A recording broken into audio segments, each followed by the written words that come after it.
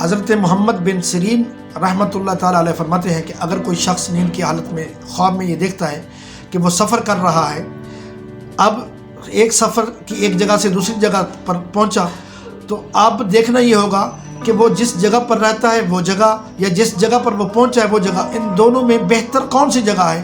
اگر وہ جس جگہ پر پہنچا وہ زیادہ بہتر ہے تو اس کے لیے بہتری ہے، اگر وہ کسی ایسی جگہ پر پہنچا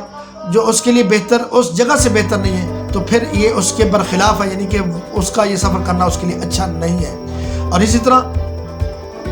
وہ فرماتے ہیں کہ اگر آپ نے سفر کر کے کسی کو وداع کیا، یعنی کسی کو الوداع کیا، آپ کسی کو روانہ کرنا چاہتے ہیں یا پھر کوئی آپ کو روانہ کر رہا ہے، یہ دونوں صورتیں جو ہیں یہ اس چیز پر دلالت کرتی ہیں گویا کہ آپ کا حال جو ہے اس وقت جو ہے یہ تبدیل ہوگا، کئی مشکل آئے گی، پھر تھوڑے ہی وقتوں میں وہ دوبارہ حالات آپ کے اسی لہج میں، اسی لیمٹ میں، اسی جگہ پر واپس آ جائیں گے جہاں سے اس کے حالات وغیرہ خراب ہوئے تھے۔ امید ہے کہ آج کی میری یہ ویڈیو آپ کو سمجھ آئی ہوگی۔ اللہ تعالیٰ ہم سب کا حامی ناصر ہو۔ السلام علیکم ورحمۃ اللہ وبرکاتہ۔